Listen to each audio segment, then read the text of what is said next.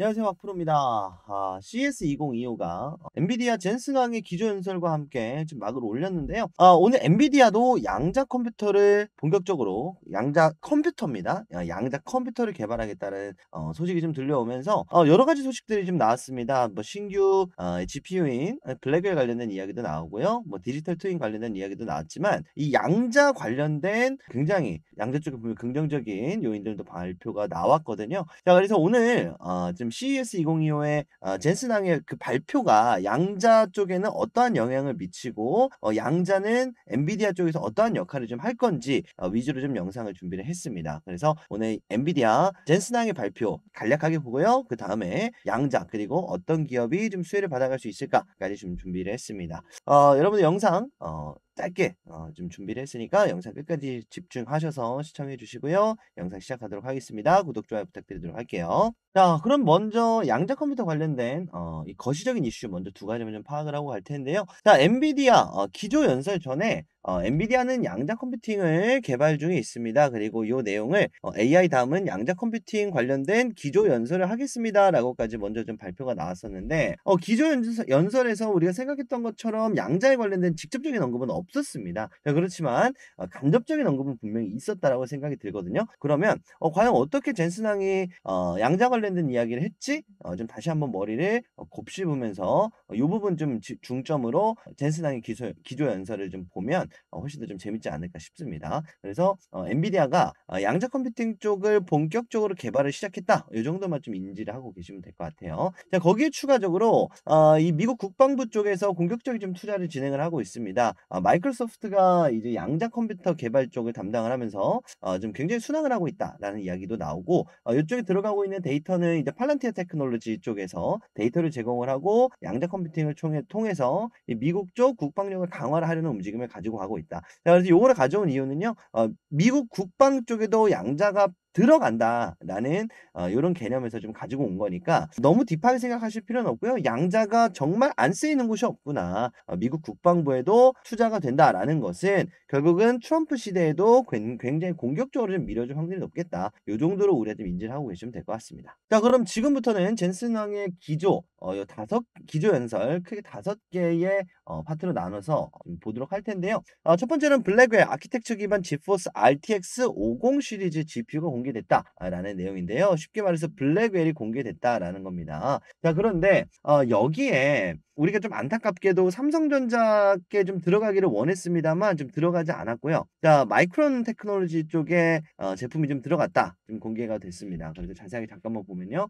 마이크론 GDDR7이 탑재가 됐다라고 이렇게 좀 공개가 됐습니다. 그래서 차후에 어떤 식으로 좀 흘러가게 될지는 모르겠습니다만 마이크론 테크놀로지 쪽에서도 좀 주가 상승이 최근에 나오고 있었던 이유가 이 엔비디아 쪽의 커넥션이 굉장히 좀 시납으로 좀 이어지고 있었기 때문입니다. 그래서 이 부분 한번 좀 체크를 해 보셨으면 좋겠고요. 어쨌든 구독자 여러분들 중에 삼성전자와 SK하이닉스를 보유 중이신 분들이 꽤 많으실 테니까 그럼 요쪽은 이제는 앞으로는 이 ASIC 주문형 반도체 쪽으로 좀 수주가 많이 좀 들어갈 확률이 높지 않겠냐 싶습니다. 그래서 요거 좀 체크를 해 보시고 자, 그중에서도 이제 우리가 좀 체크할 수 있는 부분은 이제 GPU 가격이 굉장히 많이 낮아졌다라는 점. 자, 이번에 출시하는 GPU는 전작보다 가격이 3분의 1 수준입니다. 그래서 이 빅테크들이 이 ASIC 주문형 반도체 쪽으로 수급이 빠져나가는 것을 어느 정도 엔비디아 쪽에서 인지를 하고 있기 때문에 이렇게 간다라고 하는 것은 어떤 쪽에 좀 흐름이 좀 예상이 되냐면요. 분명히 좋은 쪽의 흐름도 맞습니다만 테슬라의 LFP 배터리 기억하실 분들이 계실 거예요. 판매량은 늘었는데 영업이익이 줄어들어서 주가를 오히려 하락시켰었던 박리담회라고 굉장히 욕을 많이 먹었었던 일론 머스크 LFP 배터리와 사실 유사한 좀 흐름이다라고 보시면 되겠지만 LFP와는 좀 다른 점은 LFP는 성능이 떨어져요. 싼 걸 싸게 파는 건데 지포스 RTX 요번에 신제품 같은 경우에는 성능은 좋은데 어쨌든 고부가가치 산업이잖아요. 결국은 이 독점이었기 때문에 본인들이 독점에서 상당히 많이 가져갔었던 영업이익을 독점 체제를 유지하기 위해서 가격을 낮춘 작업이기 때문에 분명히 LFP와는 좀 다른 흐름일 수는 있겠습니다만 어쨌든 영업이익적인 측면이 줄어든다라는 점에서 오히려 저는 엔비디아 쪽 주가는 단기적 상승은 나올 수 있겠습니다만 그래도 우리가 생각했던 것만큼 폭발적인 상승은 나오기는 좀 쉽지 않을 수도 있겠습니다. 어쨌든 좀 상당히 많이 선반영이 돼 있는 엔비디아 주가니까요. 그래서 엔비디아 관심 있으신 분들 요거 좀 체크를 하셨으면 좋겠고요. 자, 두 번째로는 이 코스모스라는 것이 추가가 됐습니다. 그래서 이 코스모스는 자율주행차 관련된 그리고 로봇 관련된 이야기로 굉장히 많이 좀 풀어냈었습니다. 자, 그래서 간략하게 좀 보게 되면 이 코스모스를 통해서 이 로봇과 자율주행 같은 시뮬레이션을 돌릴 수가 있겠다. 쉽게 얘기해서 디지털 트윈이라고 하는 기술력이다라고 볼 수가 있겠는데요. 자, 이런 가상의 공간에서 미리 자율주행을 테스트해 볼 수가 있다. 라고 하면서 예시 장면을 가지고 왔는데, 자, 이게 실사 장면인지 아니면 예시를 든 건지는 사실 저도 파악이 조금 어렵습니다만, 어쨌든 디지털 트윈이다라고 하는 거는 가상현실 세계를 얘기를 하는 겁니다. 그래서 여기서 미리 자율주행이라든지 로봇 같은 걸 테스트를 해보고 나서 생산을 할 수가 있다는 거죠. 한마디로 생산을 하고 나서 테스트를 하는 게 아니라 테스트를 가상현실에서 하고 뽑기 때문에 훨씬 더 공격적인, 훨씬 더 과감한 투자가 가능하다는 겁니다. 다만 지금은 데이터가 모자라다는 것. 챗GPT와 같은 발전 단계에 도달하기 위해서는 여전히 방대한 데이터가 필요하다. 우리 데이터가 모자랍니다. 라고 좀 이야기를 한 거죠. 그래서 이 데이터 센터 관련된 이제 이슈들도 하나둘씩 좀 부각이 되지 않을까 싶습니다. 이제 AI 쪽에서 데이터 센터 쪽으로 넘어가는 이 흐름이 결국 이 자금의 순환이 이제 데이터 센터 쪽으로 좀 넘어갈 수도 있지 않겠나 라는 좀 생각이 들었었던 구절이기도 합니다. 그럼에도 불구하고 굉장히 혁신적인 기술임에는 틀림이 없습니다. 자, 그리고 나서 이제 3, 4번을 좀 묶어서 봐야 될 텐데요. 차세대 자동차 프로세서 또르가 출시가 됐다라고 되어 있는데 결국은 2에서 봤었던 이 디지털 트윈과 연결이 되는 부분입니다. 그래서 혁신적인 자동차용 로봇 컴퓨터가 좀 출시될 예정이다라고 되어 있고요. 그리고 나서 자동차 제조사들과 협력을 좀 강화를 하겠다라는 얘기가 나왔습니다. 좀 안타깝게도 우리나라 기업은 없습니다. 그래서 도요타 요 기업이 굉장히 많이 좀 강조가 됐고요. 비아디 그리고 샤오미 요 대표적인 미국 쪽을 좀 지배를 하고 있는 중국산 전기차 기업입니다. 그래서 굉장히 저렴한 중국산 전기차 기업이기도 하거든요. 그래서 저렴한 자동차에 저렴하게 이 디지털 트윈을 적용한 이 자율주행 기술이라든지 이런 부분들을 좀 어떻게 좀 제조를 하는 데 있어서 엔비디아가 좀 활용을 하겠다라는 쪽에 좀 기조를 보였습니다. 그래서 자율주행은 이제 도요타 쪽 관련해서 대놓고 그냥 자동차 칩을 제공을 하겠다라고 밝혔고요. 그래서 이제 도요타 쪽에서 이제 최근에 구글 쪽이 일본의 이 사이버캡 자율주행 택시를 출시를 했거든요. 그래서 이런 부분들을 도요타가 좀 이어받을 수 있지 않을까 싶습니다.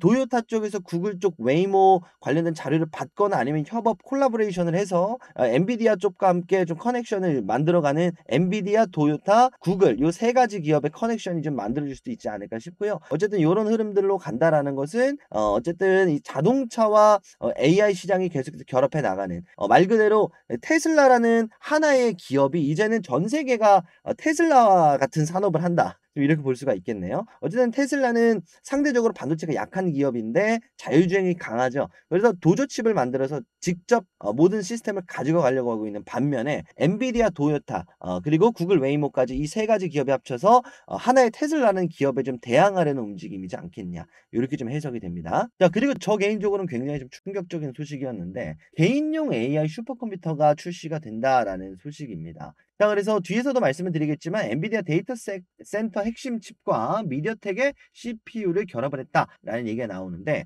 좀 어려울 수도 있겠습니다만 엔비디아 데이터 센터 핵심 칩을 결국은 이 AI 슈퍼컴퓨터 이제 개인용 슈퍼컴퓨터의 모든 컴퓨터의 데이터를 엔비디아 쪽에서 직접 데이터 센터 쪽에서 가지고 온다라는 것이고, 자, 그리고 슈퍼컴퓨터다라고 얘기를 했잖아요. 가격대가 꽤 있습니다. 3,000달러고요.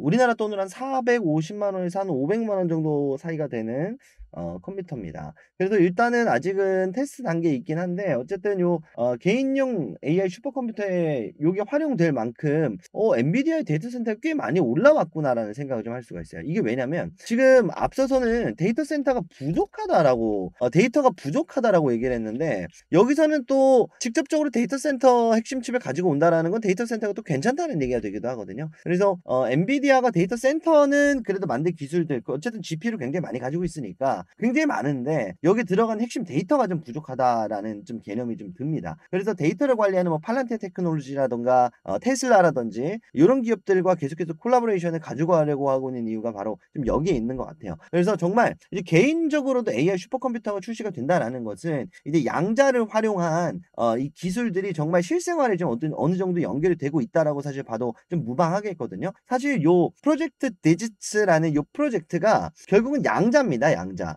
이게 무슨 얘기냐? 이 프로젝트 디지츠라고 한다는 것은 즉 엔비디아 양자 컴퓨터라는 거예요. 자, 여기에 나온 엔비디아 양자 컴퓨팅 개발이 바로 요 내용이다라는 거거든요. 그래서 분명히 아직 초창기 단계이긴 하지만 어쨌든 최근에 이 오픈 AI 쪽에서도 전문가용 챗 GPT를 출시를 한 만큼 결국은 슈퍼 AI 컴퓨터를 활용하기 위한 요 개인 사업자라든지 아니면 스타트업 기업들이 굉장히 많을 겁니다. 그래서 요쪽 시장을 좀 먼저 선점하려는 보급형 AI 슈퍼컴퓨터를 만들려는 움직임을 좀 젠슨항이 가지고 갔다.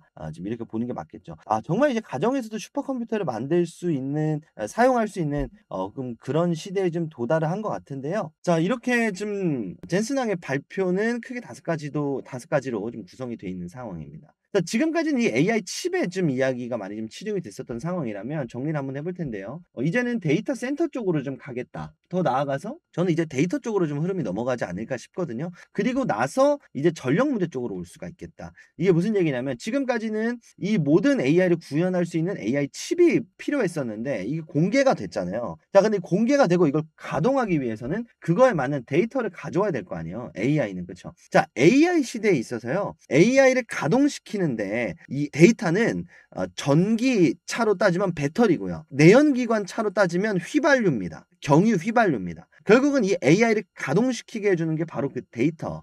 라고 볼 수가 있겠고 결국 이제 데이터 센터 관련된 뉴스들이 계속해서 나오는 이유가 바로 여기 있습니다. 자, 그리고 나서는 이제 이 데이터 센터를 결국은 데이터 센터 유지시켜야 되죠. AI 칩 쪽으로 넘겨줘야 되죠. 이러려면 어떻게 해야 되나 또 전력 문제까지 가는 겁니다. 그럼 이것도 해결하기 위해서는 뭐 SMR 쪽에 통해서 원전을 통해서 에너지를 생산할 수도 있고요. 내지는 석유화학 에너지로 전기를 생산할 수도 있겠고요. 그게 바로 이번 트럼프 시대의 기조기 때문에 사실 가능할 수 있다라고 보거든요. 아니면 근본적으로 에너지를 조금 사용해서 엄청난 에너지를 뽑아낼 수 있게 양자 역학 관련된 양자 컴퓨터 관련된 요 기술력을 발전시키는 방법이 있을 수가 있겠습니다. 그래서 자연스럽게 사실 저는 아직까지 그 양자 관련된 본격적인 시세는 들어오지 않았다라고 보고 이 지금 데이터 센터 그리고 데이터 쪽으로 넘어간 지금 요 시세 쪽이다라고 한다면 이제 그 다음은 이제 양자 쪽으로 좀 넘어오지 않을까 싶네요. 지금 어쨌든 실제로 엔비디아도 양자 쪽 관련된 이 커넥션을 계속해서 가져가고 있긴 하지만 기술력이 아직까지 현재는 좀 부족한 상황이고 현실적으로 데이터 센터가 보다 현실적이잖아요. 어쨌든 데이터 센터를 통해서 일단 구현을 먼저 시켜놓고 나서 전력 걱정을 하는 게 훨씬 더 현실적이니까 지금 빅테크 쪽에서는 이미 1,000조 가량 쏟아붓는다라는 기사들이 좀 나오고 있고요. 엔비디아는 이제 테슬라와 함께 이 챗봇 그록3를 이 엔비디아 GPU 10만 개 탑재를 해서 엔비디아 쪽 교육을 한다라고 합니다. 그래서 이런 교육들이 결국은 엔비디아라는 기업 자체가 이 그록 데이터 센터 쪽에 들어가는 데이터를 엔비디아 제품을 들어간다라는 그 자체만으로 사실 엔비디아 쪽에 데이터를 쌓는다라는 개념도 되거든요. 자, 이런 개념으로 봤을 때 사실 양자 컴퓨터 그 하나만으로 놓고 보게 되면 개개인의 어떤 기업들이 더 뛰어난 가치를 가질 수는 있겠지만 AI 사업을 가장 잘할 수 있는 회사는 근본적으로 엔비디아일 수밖에 없습니다. 양자를 개발을 해도 결국은 그 양자를 활용하려면 데이터가 많아야 되는데 그 데이터 누가 가져오냐고요. 그거 데이터 회사들도 있을 거고 엔비디아 자체적으로 만드는 데이터 회사도 있을 거고 그렇죠? 거기 들어가는 GPU 누가 만드냐고 엔비디아가 만드는 거예요. 그래서 이런 흐름들로 간다라고 했을 때 가장 최하단에 있는 것이 바로 양자입니다. 그래서 반대로 생각하면 지금 먹이 사슬의 최하단에 있다라고 생각할 수도 있겠는데 결국은 양자가 에너지 관련된 그리고 처리 속도 관련된 부분을 해결해 주지 못하면 AI의 성장은 제한적일 수밖에 없다라는 역설이 되기도 합니다. 그래서 엔비디아가 지금 양자를 개발하고 있는 거예요. 그리고 그 첫 번째로 지금 개인용 슈퍼컴퓨터 관련된 이야기가 나온 거고요. 자, 그래서 오늘 좀 말씀을 드려야 되는 내용은 결국 아이온큐입니다. 이 양자 관련해서 대표적인 뭐 리게티도 있겠고 뭐 D-Wave 퀀텀도 있을 거고 굉장히 많겠습니다만 실질적으로 엔비디아와 함께 프로젝트를 진행하고 있는 아이온큐 Advanced Hybrid Quantum Computing with New Chemistry Application and NVIDIA CUDA-Q라고 돼 있죠. 이 CUDA-Q 프로젝트가 이 엔비디아와 함께하고 있는 아이온큐와 함께하고 있는 퀀텀 컴퓨팅 프로젝트입니다. 그래서 이 양자 프로젝트를 공식적으로 얼라이언스하고 있는 게 이 아이온큐와 엔비디아의 요 파트너십이다. 좀 알고 계시면 되겠고요. 자, 그리고 말씀드렸던 것처럼 이 개인용 슈퍼컴퓨터가 뭐야 그냥 성능 좋은 컴퓨터라고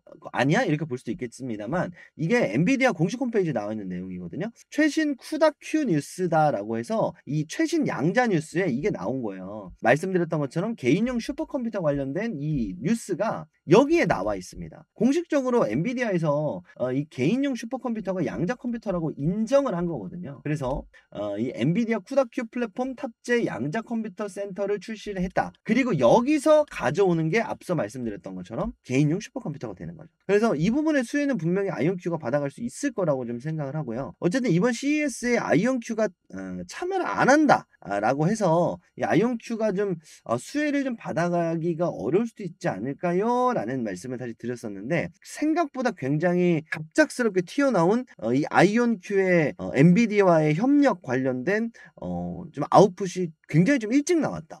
좀 굉장히 좀 쇼킹합니다. 그래서 역시나 한동안 좀 아이온큐를 좀 지켜봐도 괜찮지 않겠냐. 그렇게 좀 말씀을 좀 일단 드리고 싶고요. 다만 이제 이 양자 관련된 본상승이다라고 사실 말씀을 드렸죠. 그래서 지금 당장은 이 데이터 센터의 중요성 쪽으로 좀 흐름이 잠시는 넘어갈 수도 있겠다라는 좀 생각은 듭니다. 여러분들한테도 요 아이온큐를 작년 말에 사실 요 $45 때 여러분들한테 좀 공격적으로 25년 1등 대장주다라고 여러분들한테 사실 소개를 드렸었던 기업인데요. 지금 $50를 넘어갔죠. 감히 올해 안에 좀 $100를 좀 갈 수도 있지 않을까. 사실 그 이상도 사실 갈 수도 있을 거라고 생각이 드는데 어쨌든 아이온큐에서 공식적으로 밝힌 내용을 보면 이 큐빗 자체가 2025년에는 그래도 64큐빗밖에는 아이온큐 자체적으로 공개한 내용은 이거밖에 되지 않아요. 어쨌든 윌로우가 공개한 큐빗이 108큐빗이거든요. 그래서 어쨌든 그 부분을 뛰어넘기 위해서는 2026년도를 좀 바라봐야 되는 상황입니다. 그래서 2025년도에 엔비디아의 뭐 추가적인 콜라보레이션 관련된 이야기가 나오거나 아니면 256큐빗으로 좀 혁신적인 제품 조금만 더 빨리 나온다라고 한다면 2025년 하반기서부터 좀 본상승이 나올 수 있을 거다. 이렇게 좀 보여지고 어쨌든 지금 양자 컴퓨터들의 특징 중에 하나는 실적으로 좀 반영이 돼야 됩니다. 실적이 그래도 개선은 되고 있습니다만 여전히 그래도 손실이 굉장히 큰 편이기 때문에 요런 부분을 개선되기 위해서는 2025년 하반기서부터는 어느 정도 좀 상용화가 돼야지 않겠냐 싶은데 일단은 정설은요 2026년이 굉장히 좀 중요한 한 해가 될 확률이 높겠습니다. 그래서 아이온큐는 좀 길게 봐야 되는 기업이면 여전히 틀림이 없습니다만 굉장히 좀 쇼킹했었던 부분이 앞서 말씀드렸던 것처럼 좀 오래 걸릴 줄 알았는데 생각보다 이 엔비디아와 함께하는 요 자료가 좀 일찍 공개가 된 마당에 요게 좀 빨리 좀 앞당겨 줄 수도 있겠다. 이런 생각이 좀 들었습니다. 그래서 오늘 요런 부분들을 여러분들한테 좀 소개를 드리려고 한 거고요. 아직 그래도 남아있는 CES 일정을 보게 되면 요 양자 기술 관련된 양자 퀀텀 콩그레스라고 해서 이 양자 협회가 어느 정도 좀 발표를 합니다. 요게 이제 1월 9일에 발표가 되고 1월 10일 날 우리나라 시간으로는 1월 10일 요때 밤에 1월 9일에서 10일 넘어가는 밤에 공개가 될 것 같은데요. 이제 요거까지도 우리가 양자 관련된 호재거리 좀 하나 좀 가져올 수도 있을 것 같으니까 일단 1월 9일까지는 좀 지켜보시는 게 좋지 않겠냐 이렇게 좀 말씀을 드려보도록 하겠습니다. 자, 결국은 이제 양자가 세상을 지배하는 그 시기로 도래한 것 같습니다. 일단 남들은 뭐 엔비디아 관련된 좀 신제품이라든지 AI 시대로 넘어간다라고 하겠습니다만 결국 AI 관련된 걸 만들면 뭐합니까? 둘 중에 하나예요.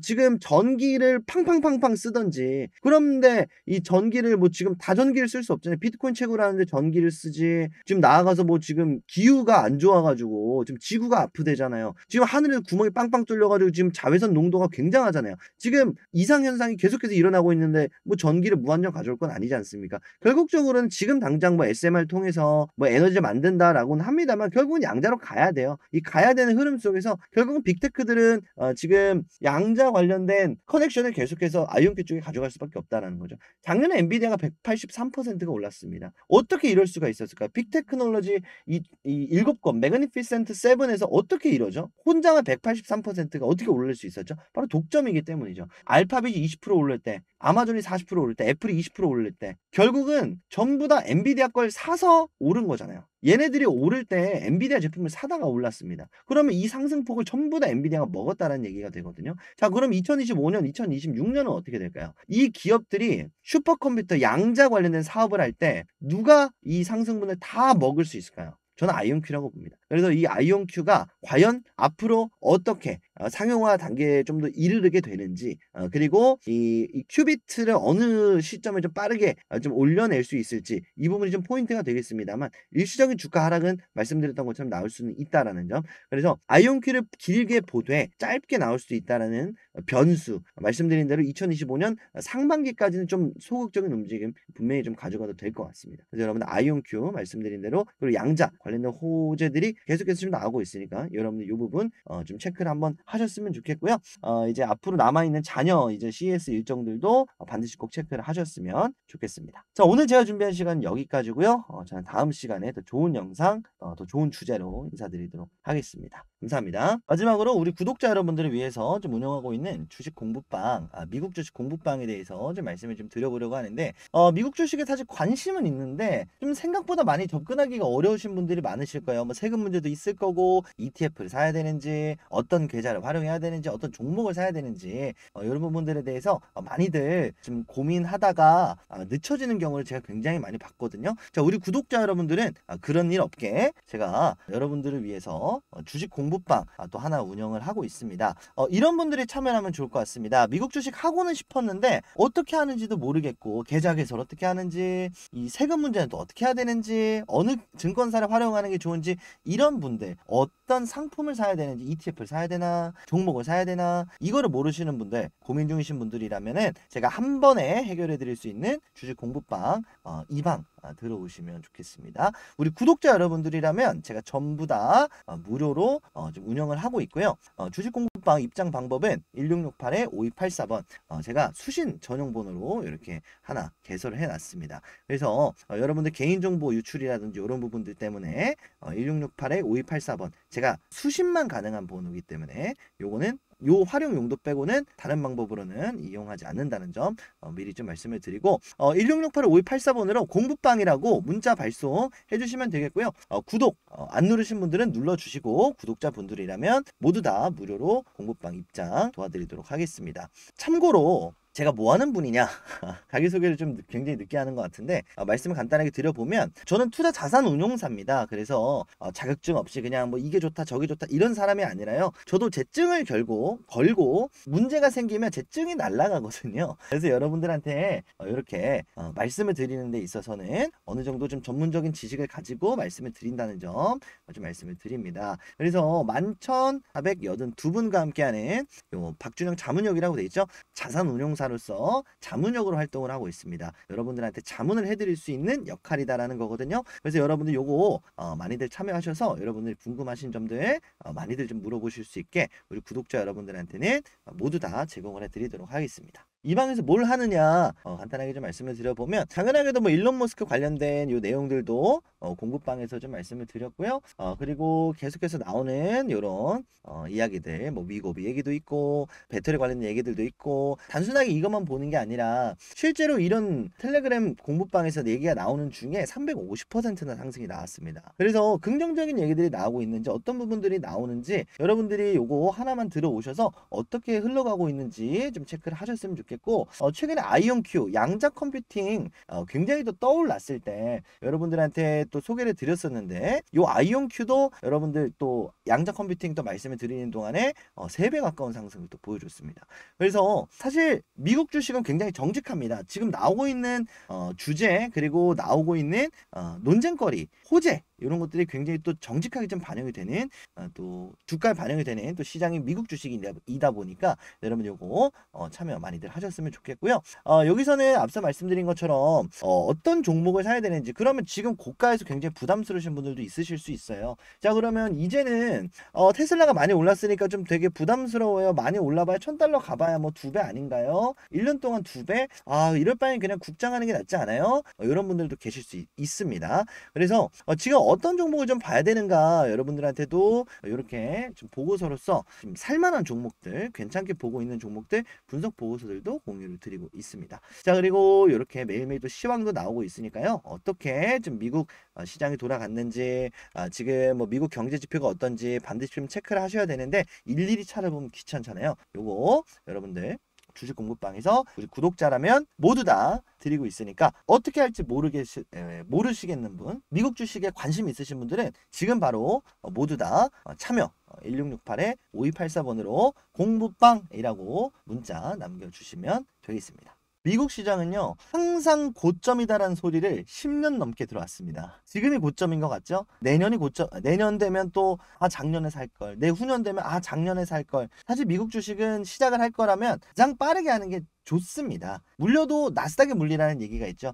결국은 전 세계에 돈이 몰리는 시장이 미국 시장 나스닥이다 보니까 여러분들이 미국 주식에 관심이 있는데 하는 법을 몰라서 하는 시대는 사실 이미 지나갔다라고 좀 생각이 들고요. 여러분들이 조금이라도 관심이 있으시다면 저를 만나셨으니까 제가 운영하는 공부방 들어오셔서 도움들 많이들 받으시고 앞으로 어떤 기업을 좀 사야 되는지 주목을 해야 되는지 앞으로 좀 미국 시장을 또 배워가는데도 실제로 이렇게 관심만 있는 게 아니라 테슬라가 올랐는데 국내 시장에 테슬라 관련주가 뭐가 있어? 이게 아니라 테슬라에 직접 투자하는 또 새로운 또 주식 투자의 이면 국내장에서 너무 많이 되어서 나 주식을 못 하겠어요 라고 하시는 분들도 이제 미국 주식을 시작을 하면서 매일매일 좀 수익이 쌓여가는 느낌에 좀 다시 한번 좀 주식의 재미를 느꼈어요 이렇게 느끼시는 분들도 굉장히 많거든요. 자 그래서 여러분들 미국 주식을 한 번씩은 안 해보신 분들은 뭐 해보시고 선택을 하시거나 이런 식으로 생각을 하시는 것도 굉장히 좀 중요한 포인트가 되지 않을까 싶습니다. 안 하는 거랑 못 하는 거는 분명히 다르거든요. 내가 선택을 하는 거랑 선택지가 아예 없는 거, 내가 미국 주식을 할 줄 몰라서 한국 주식을 하는 것만큼